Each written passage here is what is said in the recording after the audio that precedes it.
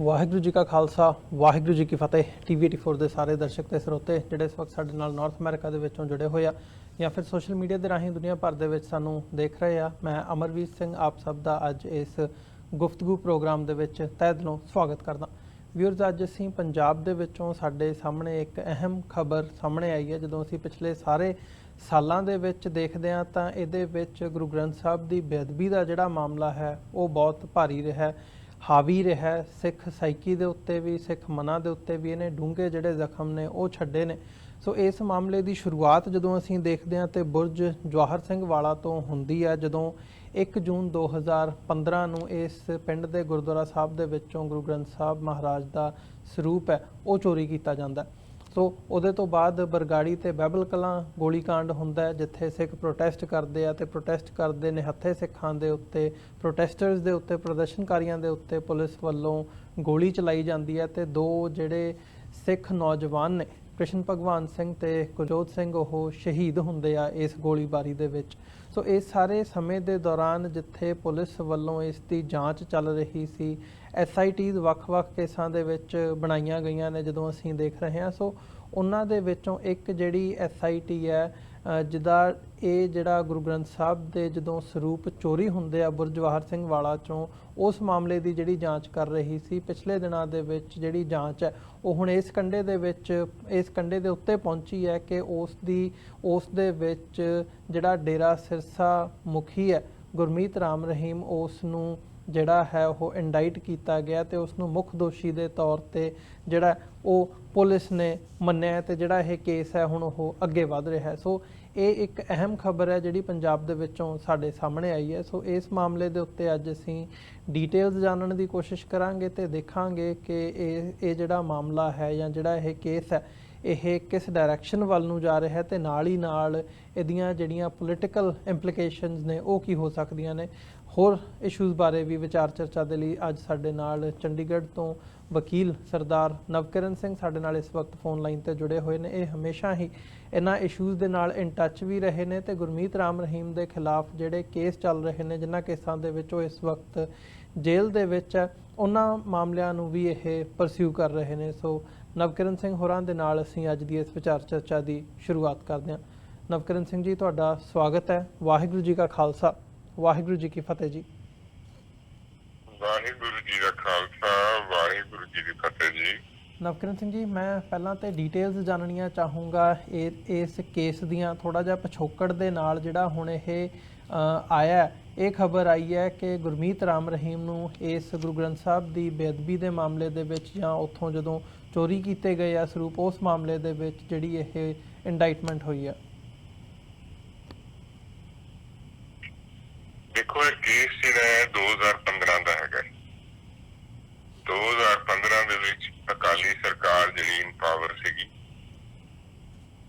And incident ਜਿਹੜਾ ਹੋਇਆ ਉਹਦਾ ਕਾਰਨ ਇਹ ਸੀ ਕਿ ਜੇ ਆਪਾਂ ਇਹਦਾ ਪਿਛੋਕੜ ਦੇਖੀਏ ਤਾਂ ਇਹਦੀ ਜਿਹੜੀ ਬੈਕਗਰਾਉਂਡ ਹੈ ਉਹ 2007 ਤੋਂ ਸ਼ੁਰੂ ਹੁੰਦੀ ਹੈ। 2007 ਦੇ ਵਿੱਚ ਗੁਰਮੀਤ ਰਾਮ ਰਹੀਮ ਨੇ ਗੁਰੂ ਗੋਬਿੰਦ ਸਿੰਘ ਜੀ ਦੀ ਪੋਸ਼ਾਕ ਪਾ ਕੇ ਇੱਕ ਡਰਾਮਾ ਰਚਿਆ ਸਲਾਬਤਪੁਰੇ ਬਠਿੰਡੇ ਦੇ ਵਿੱਚ ਜੀ, ਤੇ ਜਿਸ ਤਰੀਕੇ ਨਾਲ ਗੁਰੂ ਸਾਹਿਬ ਨੇ ਅੰਮ੍ਰਿਤ ਛਕਾਇਆ ਸੀਗਾ ਵਿਸਾਖੀ 1699 ਦੇ ਵਿੱਚ, ਉਸ ਤਰੀਕੇ ਦੇ ਨਾਲ ਉਹਨੇ ਜਾਮੇ ਇਨਸਾਨ ਤਿਆਰ ਕਰਕੇ ਆਪਣੇ ਫੋਲੋਅਰਸ ਨੂੰ ਉਹ ਜਾਮੇ ਇਨਸਾਨ ਦਾ ਕੜਾਹੇ ਦੇ ਵਿੱਚ ਆਪਣਾ ਸ਼ਰਬਤ ਘੋਲ ਕੇ ਤੇ ਉਹ ਪਿਲਾਇਆ ਜੀ। ਉਹਨੇ ਜਿਹੜੀ ਪੋਸ਼ਾਕ ਪਾਈ ਉਹ ਵੀ ਸਿਮਿਲਰ ਸੀਗੀ ਜਿਸ ਤਰ੍ਹਾਂ ਦੀ ਗੁਰੂ ਸਾਹਿਬ ਪਾਉਂਦੇ ਸੀਗੇ, ਤੇ ਕਲਗੀ ਲਗਾ ਕੇ ਉਸੇ ਪੋਸਚਰ 'ਚ ਬੈਠ ਕੇ ਉਹਨੇ ਜਾਮੇ ਇਨਸਾਨ ਜਿਹੜਾ ਆਪਣੇ ਫੋਲੋਅਰਸ ਨੂੰ ਦਿੱਤਾ। ਉਹਦੇ ਨਾਲ ਜਿਹੜਾ ਸਿੱਖਾਂ ਦਾ ਦਿਲ ਵਲੂੰਦਰਿਆ ਗਿਆ। ਦਿਲ ਵਲੂੰਦਰੇ ਜਾਣ ਕਰਕੇ ਸਿੱਖਾਂ ਦੇ ਨਾਲ ਆਪਸ ਵਿੱਚ ਉਹਨਾਂ ਦਾ ਡੇਰਾ ਡਾਇਰੈਕਟ ਅਸਲ ਦੇ ਵਿੱਚ ਆ ਗਿਆ ਜੀ। ਡੇਰਿਆਂ ਦੇ ਉੱਤੇ ਹਮਲੇ ਵੀ ਕੀਤੇ ਸਿੱਖਾਂ ਨੇ ਤੇ ਸਿੱਖਾਂ ਦੇ ਉੱਤੇ ਵੀ ਹਮਲੇ ਕੀਤੇ ਡੇਰੇ ਦੇ ਉਪਾਸਕਾਂ ਨੇ। ਤੋ ਜਿਹੜੀ ਉਹ ਟੈਨਸ਼ਨ ਵੱਧਦੀ ਗਈ। ਇਨ ਦਾ ਮੀਨ ਟਾਈਮ ਜਿਹੜਾ ਹੈਗਾ, ਜਿਹੜਾ ਗੁਰਮੀਤ ਰਾਮ ਰਹੀਮ ਹੈ, ਇਹਨੇ ਮੂਵੀਜ਼ ਬਣਾਉਣੀਆਂ ਸ਼ੁਰੂ ਕਰ ਦਿੱਤੀਆਂ। ਉਹ ਜਦੋਂ ਪਹਿਲੀ ਮੂਵੀ ਜਿਹੜੀ ਰਿਲੀਜ਼ ਹੋਣੀ ਸੀ MSG1, ਤਾਂ ਸਿੱਖਾਂ ਨੇ ਵਿਰੋਧ ਕੀਤਾ ਵੀ ਅਸੀਂ ਇਹਦੀ ਮੂਵੀ ਜਿਹੜੀ ਹੈ ਪੰਜਾਬ ਦੇ ਥੀਏਟਰ ਵਿੱਚ ਨਹੀਂ ਲੱਗਣ ਦਾਂਗੇ। ਜੀ ਬਿਲਕੁਲ। तो उस चीज ਦੇ ਵਿਰੋਧ ਕਰਕੇ ਫਿਰ ਜਿਹੜਾ ਹੈਗਾ ਡੇਰੇ ਦੇ ਜਿਹੜੇ ਚੇਲੇ ਸੀਗੇ ਉਹ ਸਿੱਖਾਂ ਦੇ ਨਾਲ ਡਾਇਰੈਕਟ ਕਨਫਲਿਕਟ 'ਚ ਆ ਗਏ। ਤਾਂ ਜਿਹੜੇ ਗੁਰਮੀਤ ਰਾਮ ਰਹੀਮ ਦੇ ਉਪਾਸ਼ਕ ਸੀਗੇ ਉਹਨਾਂ ਨੇ ਇਸ ਗੱਲ ਦਾ ਬੁਰਾ ਮਨਾਇਆ ਵੀ ਸਿੱਖ ਸਾਡੇ ਗੁਰੂ ਦੀ ਕਿਉਂ ਨਹੀਂ ਮੂਵੀ ਚੱਲਣ ਦਿੰਦੇ ਜੀ। ਤਾਂ ਉਹਦੇ ਤਾਂ ਇੱਕ ਵਿਉਂਤ ਬਣਾਈ ਗਈ ਵੀ ਜਿਹੜੇ ਸਿੱਖ ਹੈਗੇ ਨੇ ਗੁਰੂ ਗ੍ਰੰਥ ਸਾਹਿਬ ਨੂੰ ਮੰਨਦੇ ਨੇ ਤੇ ਕਿਉਂ ਨਾ ਆਪਾਂ ਗੁਰੂ ਗ੍ਰੰਥ ਸਾਹਿਬ ਦੀ ਬੇਅਦਬੀ ਕਰੀਏ ਇਹਨਾਂ ਦੇ ਦਿਲਾਂ ਤੇ ਸੱਟ ਪਹੁੰਚਾਉਣ ਲਈ। ਸਾਡੇ ਗੁਰੂਆਂ ਦੀ ਇਹਨਾਂ ਨੇ ਸਾਡੇ ਗੁਰੂ ਦੀ ਇਹਨਾਂ ਨੇ ਜਿਹੜੀ ਹੈ ਬੇਇੱਜ਼ਤੀ ਕੀਤੀ ਹੈ ਤੇ ਉਹਦਾ ਅੱਗੇ ਮੂਵੀ ਨਹੀਂ ਚੱਲਣ ਦਿੰਦੇ ਤੇ ਅਸੀਂ ਗੁਰੂ ਗ੍ਰੰਥ ਸਾਹਿਬ ਨੂੰ ਅਗਰ ਬੇਅਦਬੀ ਕਰਾਂਗੇ ਤੇ ਬਦਲੇ ਦੀ ਭਾਵਨਾ ਨਾਲ ਇਹਨਾਂ ਨੇ ਪਹਿਲੇ ਤਾਂ ਪੋਸਟਰਸ ਲਗਾਏ।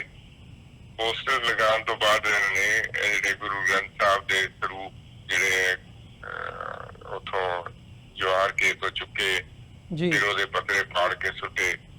ਉਹ ਮੈਨੂੰ ਡਿਟੇਲ ਯਾਦ ਨਹੀਂ ਹੈਗੀ, ਲੇਕਿਨ ਕਹਿਣ ਦਾ ਮਤਲਬ ਹੈ ਵੀ ਕਿ ਜਿਹੜਾ ਹੈ ਗੁਰੂ ਗ੍ਰੰਥ ਸਾਹਿਬ ਦੀ ਬੇਅਦਬੀ ਹੈ ਉਹ ਰਾਮ ਰਹੀਮ ਦੇ ਚੇਲਿਆਂ ਨੇ ਤਾਂ ਸ਼ੁਰੂ ਕੀਤੀ ਵੀ ਉਹਨਾਂ ਨੇ ਇਹ ਸੋਚਿਆ ਵੀ ਸਿੱਖ ਵਿਰੋਧ ਕਰਦੇ ਨੇ ਸਾਡੇ ਗੁਰੂ ਦਾ ਤੇ ਅਸੀਂ ਸਿੱਖਾਂ ਦੇ ਗੁਰੂਆਂ ਦਾ ਵਿਰੋਧ ਕਰਦੇ ਹਾਂ ਜੀ। ਉਹਨੇ ਜਿਹੜਾ ਇਨਸੀਡੈਂਟ ਦਾ 2015 ਦਾ ਉਦੋਂ ਬਾਦਲ ਸਰਕਾਰ ਇਨ ਪਾਵਰ ਸੀਗੀ ਜੀ। ਬਾਦਲ ਸਰਕਾਰ ਨੇ ਤਫਤੀਸ਼ ਸ਼ੁਰੂ ਕੀਤੀ, ਜਿਹੜੇ ਪੁਲਿਸ ਅਫਸਰਾਂ ਨੇ ਤਫਤੀਸ਼ ਸ਼ੁਰੂ ਕੀਤੀ ਉਹਨਾਂ ਨੂੰ ਪਤਾ ਚੱਲ ਗਿਆ ਵੀ ਇਹ ਕਿੱਥੋਂ ਗੱਲ ਸ਼ੁਰੂ ਹੋਈ ਹੈ। ਪਰ ਕਿਉਂਕਿ 2017 ਵਿੱਚ ਅਸੈਂਬਲੀ ਦੀ ਇਲੈਕਸ਼ਨਾਂ ਸੀਗੀਆਂ ਤੇ ਇਲੈਕਸ਼ਨ ਦੇ ਵਿੱਚ ਜਿਹੜਾ ਗੁਰਮੀਤ ਰਾਮ ਰਹੀਮ ਦੇ ਜਿਹੜੇ ਚੇਲੇ ਹੈਗੇ ਨੇ ਉਹ ਡਿਸਾਈਡ ਕਰਦੇ ਸੀਗੇ ਵੀ ਅਸੀਂ ਕਿਹਨੂੰ ਵੋਟ ਪਾਵਾਂਗੇ। ਤਾਂ ਅਕਾਲੀਆਂ ਨੂੰ ਜਿਹੜਾ ਹੈਗਾ ਆਸ ਸੀਗੀ ਵੀ ਜਿਹੜੀ ਵੋਟ ਹੈ ਉਹ ਅਸੀਂ ਆਪਣੇ ਹੱਕ 'ਚ ਪਵਾ ਲਾਂਗੇ ਜੀ।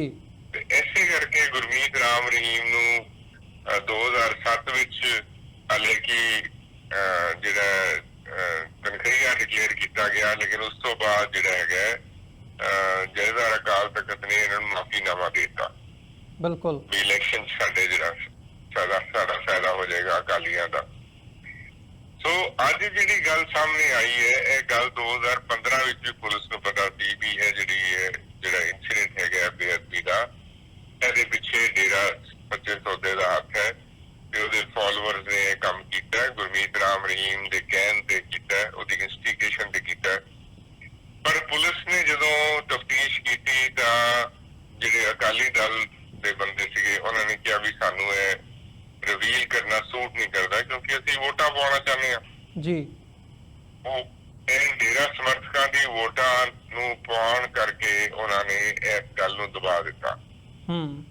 ਉਸ ਤੋਂ ਬਾਅਦ ਫਿਰ ਜਦੋਂ ਕਾਂਗਰਸ ਸਰਕਾਰ ਆ ਗਈ ਬੇਅਦਬੀਆਂ ਦੇ ਕਰਕੇ ਅਕਾਲੀਆਂ ਨੂੰ ਜਿਹੜਾ ਹੈਗਾ ਹਾਰ ਦਾ ਮੂੰਹ ਦੇਖਣਾ ਪਿਆ ਤੇ ਕਾਂਗਰਸ ਸਰਕਾਰ ਆਉਣ ਤੇ ਵੀ ਜਦੋਂ ਤਫਤੀਸ਼ ਅੱਗੇ ਤੁਰੀ ਫਿਰ ਇਹ ਗੱਲ ਸਾਹਮਣੇ ਆਈ ਵੀ ਇਹ ਕੰਮ ਤਾਂ ਡੇਰੇ ਵਾਲਿਆਂ ਦਾ ਹੈਗਾ ਜੀ।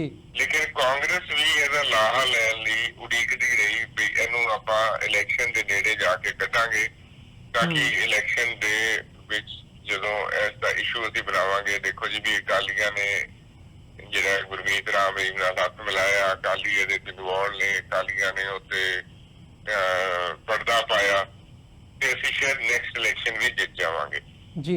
ਇਹਦੀ ਟਾਈਮਿੰਗ ਹੈਗਾ ਇਸ ਰੈਵਲੇਸ਼ਨ ਦਾ ਕਿਉਂਕਿ ਇਹ ਬੰਦੇ ਤਾਂ ਪਹਿਲੇ ਵੀ ਇੰਟਰੋਗੇਟ ਹੋ ਚੁੱਕੇ ਸੀਗੇ ਬਿਲਕੁਲ ਪੁਲਿਸ ਦੇ ਹੱਥੋਂ ਤੇ ਉਸ ਇੰਟਰੋਗੇਸ਼ਨ ਵਿੱਚ ਪੁਲਿਸ ਨੂੰ ਆਲਰੇਡੀ ਇਹ ਗੱਲ ਪਤਾ ਸੀਗੀ ਵੀ ਗੁਰਮੀਤ ਰਾਮ ਰਹੀਮ ਇਹਦੇ ਪਿੱਛੇ ਹੈ ਤੇ ਲੇਕਿਨ ਉਦੋਂ ਉਹਨਾਂ ਨੂੰ ਟਾਈਮਿੰਗ ਜਿਹੜੀ ਹੈ ਪੋਲੀਟੀਕਲ ਬੌਸਸ ਨੂੰ ਸੂਟ ਨਹੀਂ ਕਰਦੀ ਸੀ।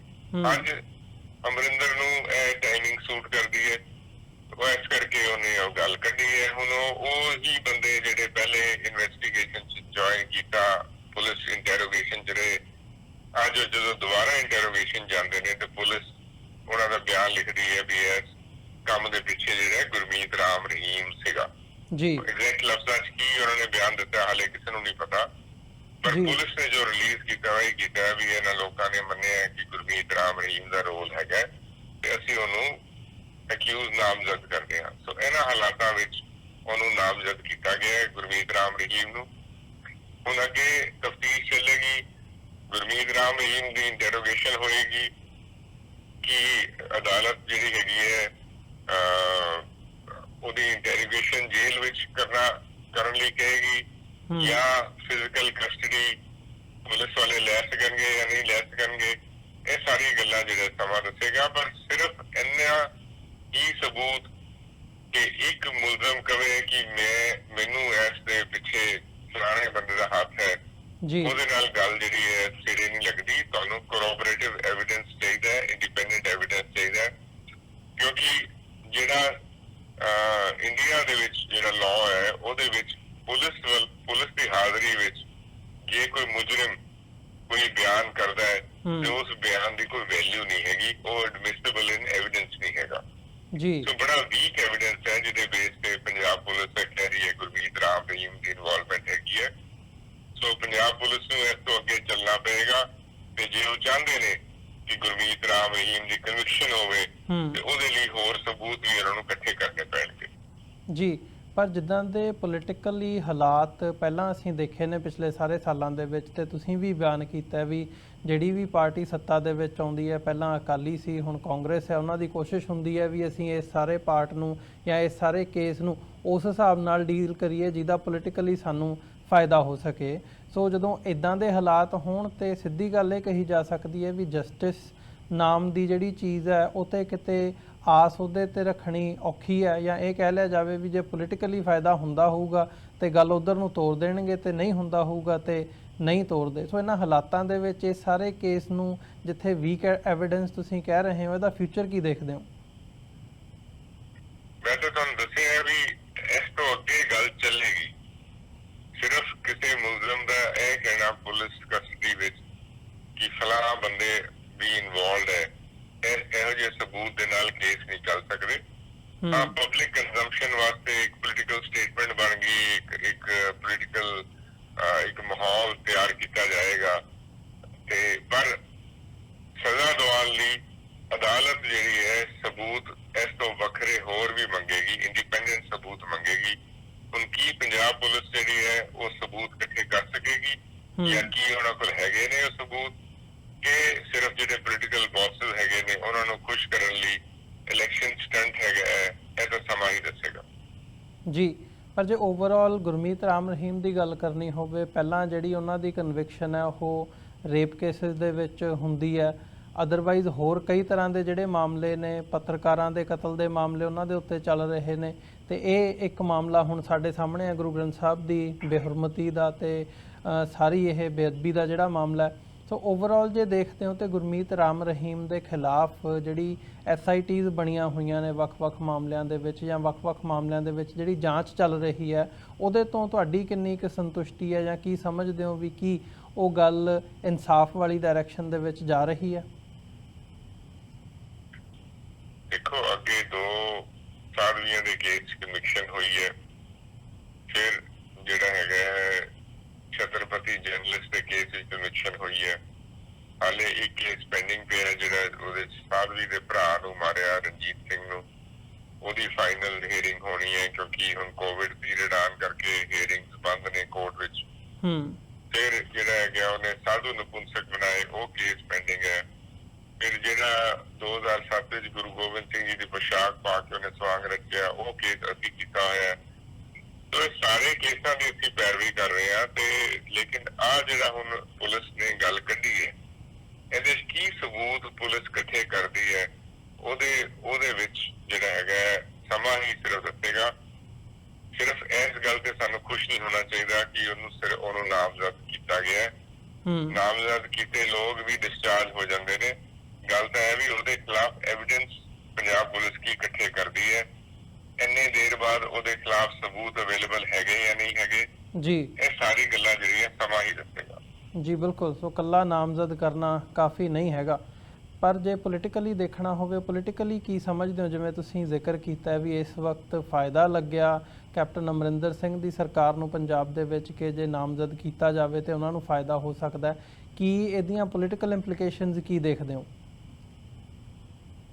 ਬਿਲਕੁਲ ਜੀ, ਇਹ ਜਿਹੜੀ ਡਿਵੈਲਪਮੈਂਟ ਹੈਗੀ ਹੈ ਕੈਪਟਨ ਅਮਰਿੰਦਰ ਦੇ ਹੱਕ 'ਚ ਜਾਂਦੀ ਹੈ ਤੇ ਅਕਾਲੀਆਂ ਦੇ ਖਿਲਾਫ ਜਾਏਗੀ।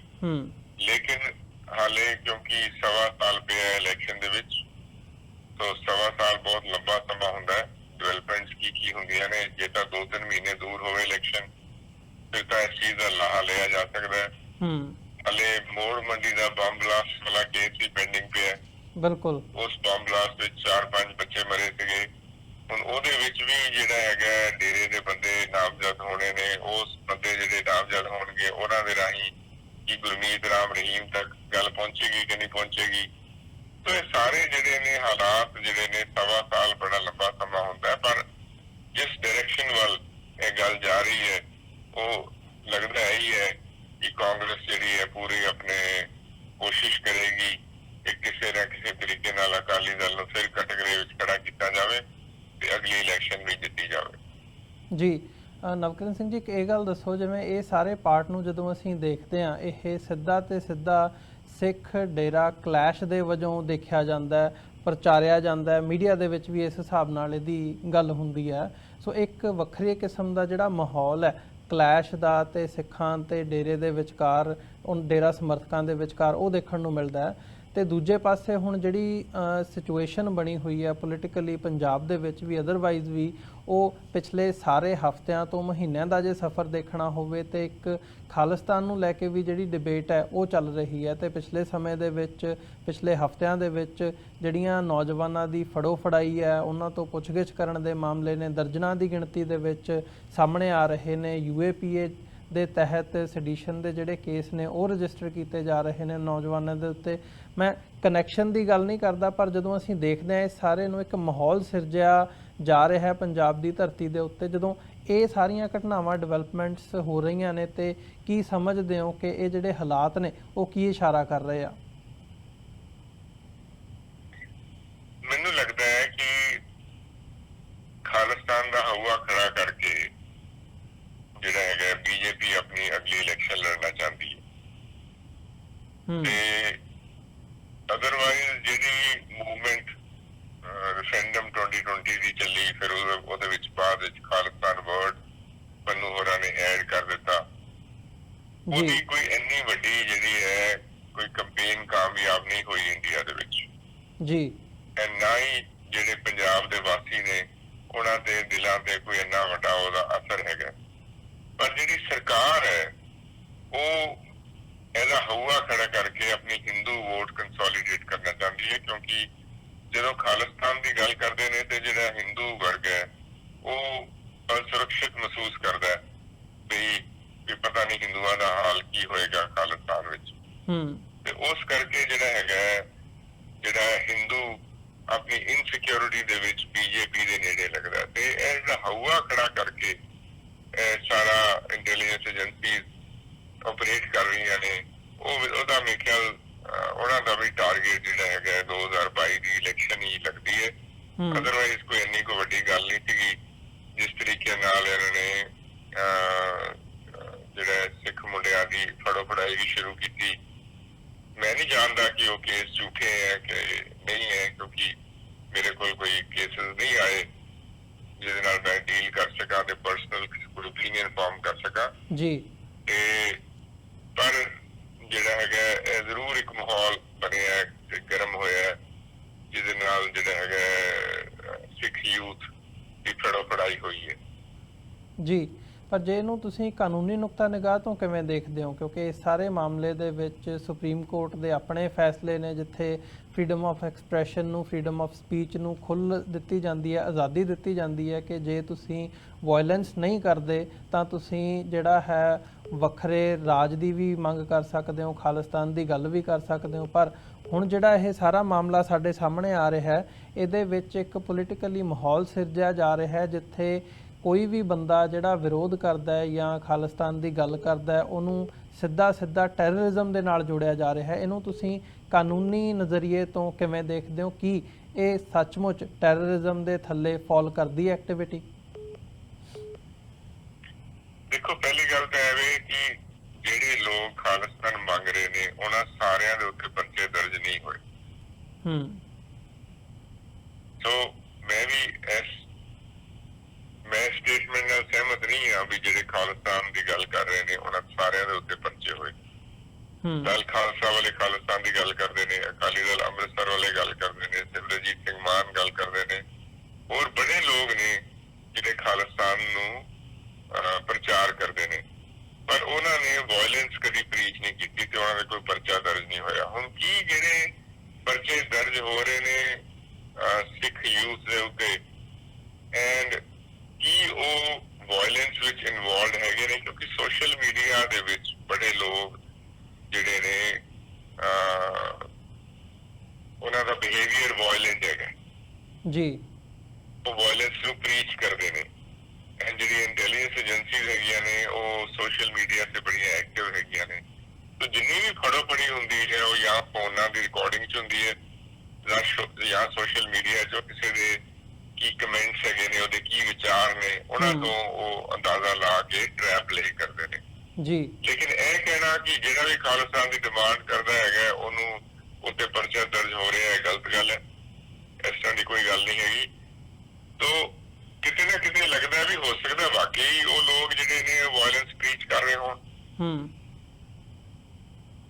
ਲੇਕਿਨ ਜਿਹੜੀ ਸੁਪਰੀਮ ਕੋਰਟ ਦੀ ਜਜਮੈਂਟ ਹੈ ਉਹ ਇਹ ਕਹਿੰਦੀ ਵੀ ਤੁਸੀਂ ਖਾਲਿਸਤਾਨ ਦੀ ਡਿਮਾਂਡ ਕਰ ਸਕਦੇ ਹੋ ਪਰ ਵਾਇਲੈਂਸ ਨੂੰ ਪ੍ਰੀਚ ਨਹੀਂ ਕਰ ਸਕਦੇ ਜੀ। ਹੁਣ ਕੀ ਜਿਹੜੇ ਲੋਕ ਜਿਹੜੇ ਯੰਗ ਮੁੰਡੇ ਇਸ ਪਾਸੇ ਅਟਰੈਕਟ ਹੋ ਰਹੇ ਨੇ ਕੀ ਉਹ ਵਾਕਈ ਵਾਇਲੈਂਸ ਪ੍ਰੀਚ ਕਰ ਰਹੇ ਜਾਂ ਨਹੀਂ ਕਰ ਰਹੇ, ਤਾਂ ਤੁਸੀਂ ਕੇਸ ਸਟੱਡੀ ਕਰਨੀ ਪਏਗੀ ਤੁਹਾਨੂੰ ਜੀ। ਜਿਹੜੇ ਪਰਚੇ ਦਰਜ ਹੋਏ ਨੇ ਪੁਲਿਸ ਨੇ ਉਹਦੇ ਵਿੱਚ ਕੀ ਤਫਤੀਸ਼ ਕੀਤੀ ਹੈ, ਕੀ ਐਵੀਡੈਂਸ ਕਲੈਕਟ ਕੀਤਾ ਹੈ, ਉਹੀ ਚੀਜ਼ਾਂ ਦੱਸ ਸਕਣਗੀਆਂ ਵੀ ਕੀ ਉਹ ਉਸ ਪੈਰਾਮੀਟਰ ਵਿੱਚ ਫਾਲ ਕਰਦੇ ਜਾਂ ਨਹੀਂ ਕਰਦੇ। ਲੇਕਿਨ ਇਹ ਕਹਿਣਾ ਵੀ ਜਿਹੜਾ ਵੀ ਖਾਲਿਸਤਾਨ ਦੀ ਗੱਲ ਕਰ ਰਿਹਾ ਉਹਦੇ ਪਰਚਾ ਦਰਜ ਹੋ ਰਿਹਾ ਹੈ, ਸਟੇਟਮੈਂਟ ਗਲਤ ਹੈਗੀ ਹੈ। ਲੋਕ ਜਿਹੜੇ ਡੈਮੋਕ੍ਰੈਟਿਕ ਤਰੀਕੇ ਨਾਲ ਜਿਹੜੇ ਨਾਨ ਵਾਇਲੈਂਟ ਤਰੀਕੇ ਨਾਲ ਖਾਲਿਸਤਾਨ ਦਾ ਪ੍ਰਚਾਰ ਕਰ ਰਹੇ ਨੇ ਉਹ ਪ੍ਰੈਸ ਕਾਨਫਰੰਸਿਸ ਵੀ ਕਰਦੇ ਨੇ ਐਂਡ ਉਹਨਾਂ ਤੇ ਕੋਈ ਪਰਚੇ ਵੀ ਦਰਜ ਨਹੀਂ ਹੋ ਰਹੇ। ਨਹੀਂ, ਮੇਰੀ ਗੱਲ ਸੀਗੀ ਠੀਕ ਹੈ, ਤੁਸੀਂ ਇੱਕ ਪੁਆਇੰਟ ਉਹਦੇ 'ਚ ਉਹ ਕੀਤਾ, ਬਟ ਸੈਕੰਡਲੀ ਜਿਹੜੀ ਮੇਨ ਪੁਆਇੰਟ ਜਿਹੜਾ ਮੈਂ ਰੇਜ਼ ਕਰ ਰਿਹਾ ਸੀ ਉਹ ਇਸ ਜਿਹੜੀ ਇਹ ਹੁਣ ਐਕਟੀਵਿਟੀ ਚੱਲ ਰਹੀ ਹੈ ਜਾਂ ਜਿਹੜੀ ਫੜੋ ਫੜਾਈ ਹੋ ਰਹੀ ਹੈ ਇਸ ਨਾਲ ਰਿਲੇਟ ਕਰਕੇ ਸੀ। ਜ਼ਰੂਰ ਜੋ ਤੁਸੀਂ ਕਹਿ ਰਹੇ ਹੋ ਇੱਕ ਫੈਕਟ ਹੈ, but at the same time ਜਿਹੜੀ ਹੁਣ ਇਹ ਰੈਫਰੈਂਡਮ ਦੀ ਗੱਲ ਹੋ ਰਹੀ ਹੈ, ਰਾਈਟ ਟੂ ਸੈਲਫ ਡਿਟਰਮੀਨੇਸ਼ਨ ਦੀ ਗੱਲ ਹੋ ਰਹੀ ਹੈ ਜਾਂ ਇੱਕ ਰੈਫਰੈਂਡਮ ਕਰਵਾਉਣ ਦੀ ਗੱਲ ਹੋ ਰਹੀ ਹੈ, ਜਦੋਂ ਅਸੀਂ ਇਹਨੂੰ ਕਾਨੂੰਨੀ ਨੁਕਤਾ ਨਿਗਾਹ ਤੋਂ ਦੇਖਦੇ ਹੋ ਤੁਸੀਂ ਉੱਥੇ ਬੈਠ ਕੇ ਤਾਂ ਭਾਰਤ ਦਾ ਸੰਵਿਧਾਨ ਕੀ ਕਹਿੰਦਾ ਉਹਦੇ ਉੱਤੇ, ਤੇ ਨਾਲ ਹੀ ਨਾਲ ਕੀ ਕਾਨੂੰਨਨ ਤੌਰ ਤੇ ਇਹ ਜਿਹੜੀਆਂ ਚੀਜ਼ਾਂ ਨੇ ਉਹ ਟੈਰਰਿਜ਼ਮ ਦੇ ਖਾਤੇ ਦੇ ਵਿੱਚ ਆਉਂਦੀਆਂ ਨੇ? ਕਿਉਂਕਿ ਹਜੇ ਤੱਕ ਗਵਰਨਮੈਂਟ ਵੱਲੋਂ ਜਾਂ ਕੈਪਟਨ ਅਮਰਿੰਦਰ ਸਿੰਘ ਜਦੋਂ ਵੀ ਪ੍ਰੈਸ ਕਾਨਫਰੰਸ ਕਰਦੇ ਆ ਗੱਲ ਕਰਦੇ ਆ ਕੋਈ ਸਬੂਤ ਦੇ ਤੌਰ ਤੇ ਜਾਂ ਕੋਈ ਜਦੋਂ ਕੰਕਰੀਟ ਗੱਲ ਹੁੰਦੀ ਹੈ ਉਹ ਨਹੀਂ ਹਜੇ ਤੱਕ ਸਾਹਮਣੇ ਆਈ। ਗੱਲਾਂ ਜ਼ਰੂਰ ਹੁੰਦੀਆਂ ਨੇ ਕਿ ਜੀ ਇਹ ਟੈਰਰਿਜ਼ਮ ਦੀ ਐਕਟੀਵਿਟੀਜ਼ ਦੇ ਵਿੱਚ ਇਨਵੋਲਵ ਨੇ ਤੇ ਉਹ ਕਰ ਰਹੇ ਆ। ਦੇਖੋ ਮੈਂ ਤੁਹਾਨੂੰ ਦੁਬਾਰਾ ਕਹਾਂਗਾ ਕਿ ਕੇਸ ਟੂ ਕੇਸ ਸਟੱਡੀ ਜਦ ਤੱਕ ਕੋਈ ਨਾ ਕਰੇ ਕੋਈ ਕੁਝ ਨਹੀਂ ਕਰ ਸਕਦਾ। ਇੱਕ ਸਵੀਪਿੰਗ ਸਟੇਟਮੈਂਟ ਦੇਣੀ ਕਿ ਝੂਠੇ ਕੇਸ ਬਣਾਏ ਜਾ ਰਹੇ ਨੇ, ਮੈਂ ਇਸ ਗੱਲ ਤੇ ਯਕੀਨ ਨਹੀਂ ਕਰਦਾ। ਕੇਸ ਸਟੱਡੀ ਕਰਨਾ ਪਏਗਾ ਵੀ ਕੀ ਉਹ ਸ਼ਖਸ ਜਿਹੜਾ ਹੈਗਾ ਵਾਇਲੈਂਸ ਚ ਇਨਵੋਲਵ ਸੀਗਾ ਜਾਂ ਨਹੀਂ ਸੀਗਾ। ਤੋ ਸਟੇਟਮੈਂਟ ਨਹੀਂ ਇੱਥੇ ਕੋਈ ਦਿੱਤੀ ਜਾ ਸਕਦੀ ਕਿਉਂਕਿ ਬੜੇ ਲੋਕ ਐਸੇ ਨੇ ਜਿਹੜੇ ਕਿ ਖਾਲਿਸਤਾਨ ਦੇ ਪ੍ਰਚਾਰਕ ਹੈਗੇ ਨੇ, ਉਹਨਾਂ ਤੇ ਕੋਈ ਪਰਚਾ ਦਰਜ ਨਹੀਂ ਹੋ ਰਿਹਾ। ਰੈਫਰੈਂਡਮ 2020 ਦੀ ਜਿਹੜੀ ਗੱਲ ਹੈਗੀ ਹੈ ਸਿਰਫ ਇਕੱਲੇ ਰੈਫਰੈਂਡਮ ਤੇ ਸਾਈਨ ਕਰਵਾਉਣ ਵਾਸਤੇ ਮੈਨੂੰ ਨਹੀਂ ਪਤਾ ਕੋਈ ਪਰਚਾ ਦਰਜ ਹੋਇਆ ਪੰਜਾਬ ਦੇ ਵਿੱਚ। ਮੇਰੇ ਕੋਲ ਕੋਈ ਕਲਾਇੰਟ ਨਹੀਂ ਆਇਆ ਹੈਗਾ, ਮੈਂ ਉੱਤੇ ਕੋਈ ਕਮੈਂਟ ਨਹੀਂ ਕਰ ਸਕਦਾ। ਉਹੀ ਮੈਂ ਤੁਹਾਨੂੰ ਕਹਿ ਰਿਹਾ ਕਿ ਜਦ ਤੱਕ FIR ਨਾ ਹੋਵੇ ਕੋਈ ਸਵੀਪਿੰਗ ਸਟੇਟਮੈਂਟ ਦੇਣੀ ਵੀ ਯੰਗ ਮੁੰਡਿਆਂ ਨੂੰ ਜਿਹੜਾ ਝੂਠੇ ਪਰਚੇ ਦਰਜ ਕੀਤਾ ਜਾ ਰਿਹਾ ਹੈ ਇਹ ਮੈਂ ਨਹੀਂ ਕਹਿ ਸਕਦਾ। ਜੀ ਜੀ ਬਿਲਕੁਲ। ਨਵਕਿਰਨ ਸਿੰਘ ਜੀ ਤੁਹਾਡਾ ਬਹੁਤ ਬਹੁਤ ਧੰਨਵਾਦ, ਤੁਸੀਂ ਸਮਾਂ ਕੱਢਿਆ ਤੇ ਸਾਡੇ ਨਾਲ ਵਿਚਾਰਾਂ ਦੀ ਸਾਂਝ ਪਾਈ ਹੈ। ਸੋ ਅੱਜ ਦੇ ਸ਼ੋਅ ਦੇ ਵਿੱਚ ਇਜਾਜ਼ਤ ਚਾਹਾਂਗੇ ਜੀ ਇੱਥੇ ਹੀ। ਬਹੁਤ ਬਹੁਤ ਧੰਨਵਾਦ। ਵਾਹਿਗੁਰੂ ਜੀ ਕਾ ਖਾਲਸਾ, ਵਾਹਿਗੁਰੂ ਜੀ ਕੀ ਫਤਿਹ ਜੀ। ਵਾਹਿਗੁਰੂ ਜੀ ਦਾ ਖਾਲਸਾ, ਵਾਹਿਗੁਰੂ ਜੀ ਕੀ ਫਤਿਹ।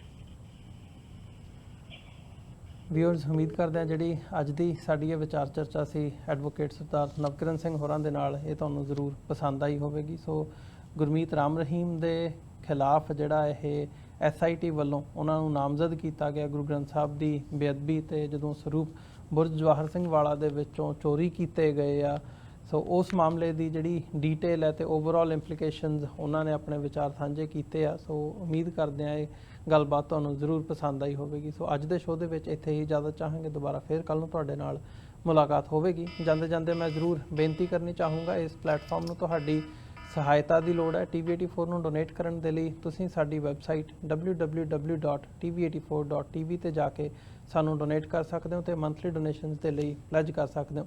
ਚੈੱਕ ਰਾਹੀਂ ਡੋਨੇਸ਼ਨਸ ਭੇਜਣ ਦੇ ਲਈ ਤੁਸੀਂ TV84 ਦੇ ਨਾਂ ਦਾ ਚੈੱਕ ਬਣਾ ਕੇ ਸਾਨੂੰ ਸਾਡੇ ਐਡਰੈਸ ਤੇ ਮੇਲ ਕਰ ਸਕਦੇ ਹੋ। 3601 37th ਐਵਨਿਊ, ਲੌਂਗ ਆਈਲੈਂਡ ਸਿਟੀ, ਨਿਊਯਾਰਕ 11101। ਵੈਬਸਾਈਟ ਇੱਕ ਵਾਰ ਫਿਰ ਦੱਸਦੇ ਹਾਂ, www.tv84.tv। ਇਸੇ ਦੇ ਨਾਲ ਵਿਊਅਰਸ ਅੱਜ ਦੇ ਇਸ ਸ਼ੋਅ ਦੇ ਵਿੱਚ ਇੱਥੇ ਹੀ ਇਜਾਜ਼ਤ ਚਾਹਾਂਗੇ, ਦੁਬਾਰਾ ਫਿਰ ਕੱਲ੍ਹ ਨੂੰ ਤੁਹਾਡੇ ਨਾਲ ਮੁਲਾਕਾਤ ਹੋਵੇਗੀ ਜੀ। ਇਜਾਜ਼ਤ ਦਿਓ। ਵਾਹਿਗੁਰੂ ਜੀ ਕਾ ਖਾਲਸਾ, ਵਾਹਿਗੁਰੂ ਜੀ ਕੀ ਫਤਿਹ।